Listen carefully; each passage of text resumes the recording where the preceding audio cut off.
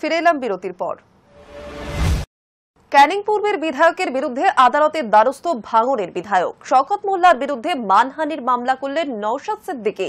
এখানেই শেষ নয়, তৃণমূল বিধায়কের বিরুদ্ধে বিস্ফোরক অভিযোগ করলেন নওশাদ। এবার ক্যানিং পূর্বের বিধায়কের বিরুদ্ধে আদালতের দ্বারস্থ ভাঙড়ের বিধায়ক শওকত মোল্লার বিরুদ্ধে মানহানির মামলা করলেন নওশাদ সিদ্দিকী। এখানেই শেষ নয়, তৃণমূল বিধায়কের বিরুদ্ধে বিস্ফোরক অভিযোগ করলেন নওশাদ। শওকত নওশাদের দ্বন্দ্ব নতুন নয়, একাধিকবার আক্রমণ পাল্টা আক্রমণের ঘটনা প্রকাশ্যে এসেছে। এসবের মাঝে এবার তৃণমূল বিধায়ক শওকতের বিরুদ্ধে আদালতের দ্বারস্থ হলেন নওশাদ সিদ্দিকী। সোমবার ব্যাংকশাল কোর্টে মানহানির মামলা করে তিনি বলেন, আমি নাকি বিজেপির থেকে ৩০ কোটি টাকা নিয়েছি। আমার বিরুদ্ধে এসব মিথ্যে কথা বলে মানহানির চেষ্টা করছে। উনাকে বলতে হবে আমি কার মাধ্যমে কত টাকার নোটে টাকা নিয়েছি, উনি আদালতে এসে জানাক। এখানেই শেষ নয়, নওশাদ সিদ্দিকীর দাবি বিধানসভায় দাঁড়িয়ে নাকি সরাসরি তাকে দলবদলের প্রস্তাব দিয়েছিলেন শওকত। মন্ত্রিত্ব দেওয়ার প্রস্তাবও দেওয়া হয়েছিল। এরপরই নওশাদ বলেন, আমার বিরুদ্ধে বহু মামলা হয়েছে, দীর্ঘদিন জেলে থেকেছি, কিন্তু এইভাবে আমাকে দমানো যাবে না। আমি জানি আমি কি করেছি আর কি করিনি, তাই আইনি পথে লড়ব। তবে এই বিষয়ে এখনো ক্যানিং পূর্বের বিধায়ক শওকত মোল্লার কোনো প্রতিক্রিয়া মেলেনি। Hi news network. বালক খুন এবং গণধোলাইতে মৃত্যুর ঘটনার পর থেকে এখনো থমথমে তেহট্ট। এই পরিস্থিতিতে গণপিটুনির ঘটনায় প্রথম গ্রেফতারি। মোট ২০০ জনের বিরুদ্ধে এফআইআর করে পুলিশ।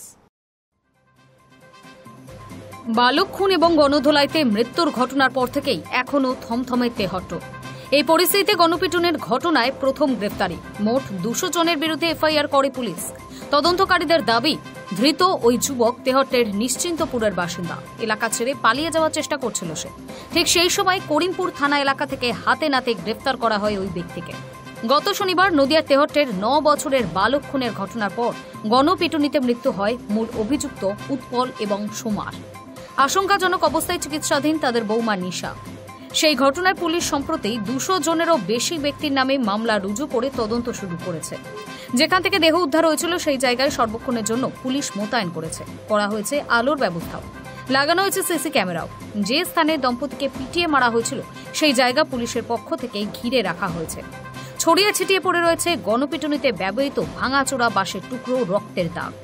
যতক্ষণ না পর্যন্ত ফরেন্সিক দলের আধিকারিকেরা এসে নমুনা সংগ্রহ না করছেন, ততক্ষণ ওই জায়গার ধারে কাছে কাউকে ঘেঁষতে দিচ্ছে না পুলিশ। নিহত বালকের বাড়িতে আত্মীয় স্বজনেরা আসছেন। সমবেদনা জানিয়ে নিঃশব্দে তারা ফিরে যাচ্ছেন। একমাত্র পাখির ডাক ছাড়া গ্রামের আর কোনো মানুষের শব্দ পাওয়া যাচ্ছে না। এলাকার মোতায়েন বিশাল পুলিশ বাহিনী। চলছে পুলিশের টহলদারি। শুনশান এলাকা, মুখ খুলতে চাইছে না কেউই। এক কথায় বলতে গেলে থমথমে পরিবেশ। ঘটনার পর থেকেই শুনশান এলাকা, আতঙ্কে গ্রামের মানুষজন। অধিকাংশ পুরুষ আত্মগোপন করে রয়েছে। এলাকায় রাস্তাঘাট ফাঁকা, গা ছমছমে এক আতঙ্কের পরিবেশ এখন নিশ্চিন্তপুর গ্রামে। এদিকে একমাত্র সন্তানকে হারানোর শোকে এখনো কাতর বালকের বাবা মা। ডুকরে কেঁদে চলেছেন তার মা, বাকরুদ্ধ সন্তান হারা বাবা। Hi news network. বিহারের ভোটার তালিকায় বিশেষ নিবিড় সংশোধনের ক্ষেত্রে ১২তম প্রামাণ্য নথি হিসেবে আধার কার্ডকে অন্তর্ভুক্ত করতে হবে। সোমবার এসআইআর মামলায় নির্বাচন কমিশনকে এমনই নির্দেশ দিল সুপ্রিম কোর্ট। তবে একই সঙ্গে শীর্ষ আদালত স্পষ্ট জানিয়ে দিয়েছে, আধার কখনোই নাগরিকত্বের প্রমাণ হিসেবে গণ্য করা হবে না। বিহারের ভোটার তালিকায় বিশেষ নিবিড় সংশোধনের ক্ষেত্রে ১২তম প্রামাণ্য নথি হিসেবে আধার কার্ডকে অন্তর্ভুক্ত করতে হবে। সোমবার এসআইআর মামলায় নির্বাচন কমিশনকে এমনই নির্দেশ দিল সুপ্রিম কোর্ট। তবে একই সঙ্গে শীর্ষ আদালত স্পষ্ট জানিয়ে দিয়েছে, আধার কখনোই নাগরিকত্বের প্রমাণ হিসেবে গণ্য করা হবে না। সোমবার বিচারপতি সূর্যকান্ত এবং বিচারপতি জয়মাল্য বাগচির বেঞ্চ তাপ জানিয়ে দিয়েছে, ভোটার তালিকায় নাম তোলার ক্ষেত্রে এবং ভোটারের পরিচয় প্রমাণের ক্ষেত্রে ১২তম নথি হিসেবে আধার কার্ডকে অন্তর্ভুক্ত করতে হবে। তবে আধার কখনোই ভারতীয় নাগরিকত্বের প্রমাণ হিসেবে গণ্য করা হবে না। ভোটারের পরিচয়পত্র এবং নাগরিকত্বের মধ্যে স্পষ্ট পার্থক্য রয়েছে। বিহারের ভোটার তালিকার বিশেষ নিবিড় সমীক্ষায় এতদিন 11টি নথির উল্লেখ করেছিল নির্বাচন কমিশন, কিন্তু এবার শীর্ষ আদালত 12তম নথি হিসেবে আধারকেও অন্তর্ভুক্তের কথা বলল। তবে এই নিয়ম যে আপাতত বিহারের ক্ষেত্রেই প্রযোজ্য হবে সে কথাও স্পষ্ট করে দিয়েছে আদালত।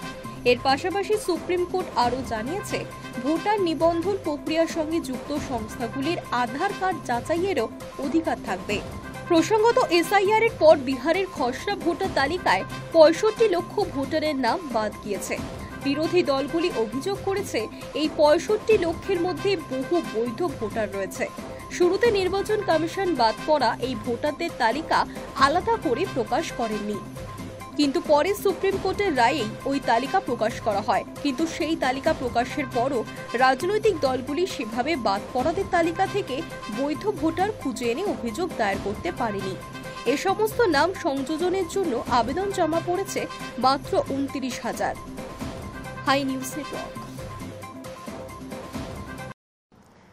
নভেম্বরের গোড়ায় বিহারে বিধানসভা ভোট। আগামী মঙ্গলবার উপরাষ্ট্রপতি নির্বাচন পর্ব মেটার পর পাটনা অথবা দিল্লিতে বসবে বিহারের এনডিএ শরিকদের আসন ভাগাভাগি নিয়ে বৈঠক।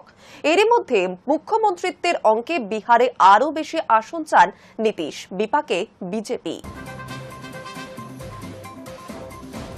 নভেম্বরের গোড়ায় বিহারে বিধানসভা ভোট। আগামী মঙ্গলবার উপরাষ্ট্রপতি নির্বাচন পর্ব মেটানোর পর পাটনা অথবা দিল্লিতে বসবে বিহারের এনডিএ শরিকদের আসন ভাগাভাগি নিয়ে বৈঠক হবে। এর মধ্যে মুখ্যমন্ত্রী তথা জেডিইউ সুপ্রিমো নীতিশ কুমার দাবি তুলেছেন, আগামী নির্বাচনে জেডিইউ আরও বেশি আসনে প্রতিদ্বন্দ্বিতা করবে। রাজপুর আসনে একতরফা জেডিইউ এর একজন প্রার্থীর নামও ঘোষণা করে দিয়েছেন মুখ্যমন্ত্রী।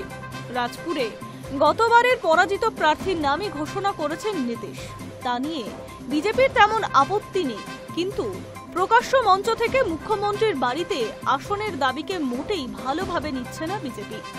বিহার বিজেপির শীর্ষ নেতা তথা মুখ্যমন্ত্রী সম্রাট চৌধুরীর প্রকাশ্যে মুখ্যমন্ত্রীর মন্তব্য নিয়ে উষ্মা প্রকাশ করেছেন। বলেছেন, আসন নিয়ে কয়েক দফা আলোচনা হয়েছে, কিন্তু চূড়ান্ত কথা হয়নি। এখনই প্রকাশ্যে মুখ খোলার সময় আসেনি। বিহারে এনডিএর বাকি জোট শরিকেরা অনেক আগে থেকেই বাড়তি আসন চেয়ে দরবার শুরু করেছে। চিরাগ পাসওয়ান লোক জনশক্তি, জিতেন রাম মাঝির ভারতীয় আওয়াম মোর্চা এবং মুকেশ সাহানির বিকাশশীল ঈশান পার্টি গতবারের থেকে বেশি আসন দাবি রেখেছে। এই পরিস্থিতিতে বিজেপি পরিকল্পনা ছিল জেডিইউ এর ভাগ থেকে আসন কমিয়ে বাড়ি শরিকদের সন্তুষ্ট করবে, কিন্তু নীতিশ পদ্ম শিবিরের ভাবনায় জল ঢেলে দিয়েছেন। প্রকাশ্য সভায় বলেছেন, এবারে আরও বেশি আসনে লড়াই করবে আমাদের দল। 2020 বিধানসভা ভোটে জেডিইউ 115 আসনে লড়াই করে মাত্র 43টিতে জয়ী হয়েছিল। অন্যদিকে 110টি লড়াই করে বিজেপি জিতেছিল 74টি আসনে। তখন থেকেই আলোচনায় নীতিশের দলের আসন কমানোর গুঞ্জন শুরু হয়েছে। ওয়াকিবহল মহল মনে করছে, নীতিশ আশঙ্কা করছে তার দলের ফল গতবারের থেকেও খারাপ হতে পারে। তাই বাড়তি আসনে লড়াই করে 43-এরও বেশি আসনে জয়ের রাস্তা তৈরি করার চেষ্টা করছেন নীতিশ। জেডিইউ এর নেতারা মনে করছেন, নীতিশকে মুখ্যমন্ত্রী প্রার্থী করে এনডিএ ভোটে লড়াই করলেও জেডিইউ এর আসন কমে গেলে বিজেপি সুর বদলে ফেলতে পারে।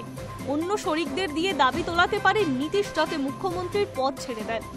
নীতিশের দলের চেয়ে দ্বিগুণ কাছাকাছি আসন পেয়েও বিজেপি মুখ্যমন্ত্রীর পদ এতকাল দাবি করেননি। যদিও বিহারে আসন্ন বিধানসভা ভোটে বিজেপির নেতৃত্বাধীন এনডিএ জোট ক্ষমতায় আসবে কিনা তা নিয়ে সংশয় আছে। প্রতিষ্ঠান বিরোধিতা হওয়ায় তো আছেই, তার সঙ্গে যুক্ত রয়েছে রাহুল গান্ধী অধিকার যাত্রাকে কেন্দ্র করে বিরোধীদের তৎপরতা। তাতে বাড়িতে মাত্র যোগ করেছে রাহুল তেজস্বীর বোঝাপড়া। Hi news network. নজর রাখছে আবহাওয়ার খবরে। গত 2-4 দিনে তেমন বৃষ্টি হয়নি। আবহাওয়া শুকনো থেকেছে দক্ষিণবঙ্গের অধিকাংশ জেলাতেই। তবে বৃষ্টির এই বিরাম বেশি দিনের জন্য নয়। আলিপুর আবহাওয়া দপ্তর জানিয়েছে, আগামী সপ্তাহে উত্তরবঙ্গে ভারী বৃষ্টির সম্ভাবনা রয়েছে। সেই সঙ্গে বিক্ষিপ্তভাবে ভিজবে দক্ষিণবঙ্গ।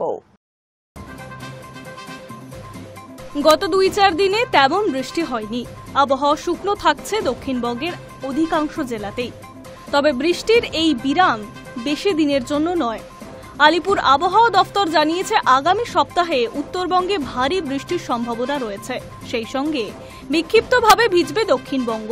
কলকাতা সহ বিভিন্ন জেলায় বজ্রবিদ্যুৎ সহ বৃষ্টি এবং ঝড়ের পূর্বাভাসও দেখা দিয়েছে। বিকেলের দিকে পুজোর বাজার করতে বেরোনোর পরিকল্পনা থাকলেও তাতে ব্যাঘাত ঘটতে পারে। হাওয়া অফিস জানিয়েছে সোমবার এবং মঙ্গলবার দক্ষিণবঙ্গের কোনো জেলায় বৃষ্টির তেমন সতর্কতা নেই। তবে বৃষ্টি শুরু হতে পারে বুধবার থেকে।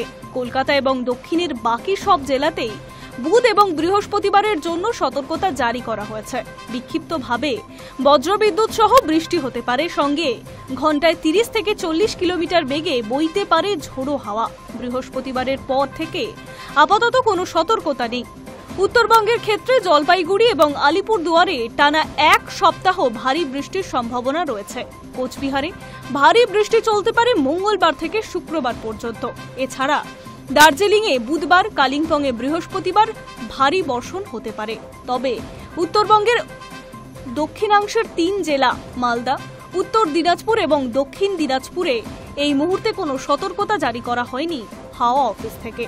রাজ্যের আশেপাশে বঙ্গোপসাগরের ওপর আপাতত কোনো নিম্নচাপের অঞ্চল নেই।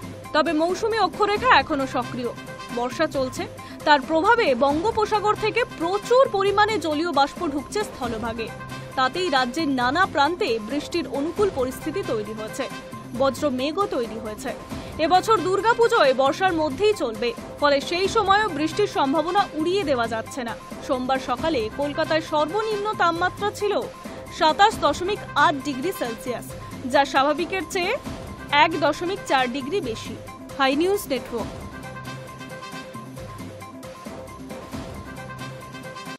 নিউজ টুডে এখন এই পর্যন্তই। আর অন্যান্য খবরের জন্য নজর রাখুন হাই নিউজে। নির্ভীক নিরপেক্ষ।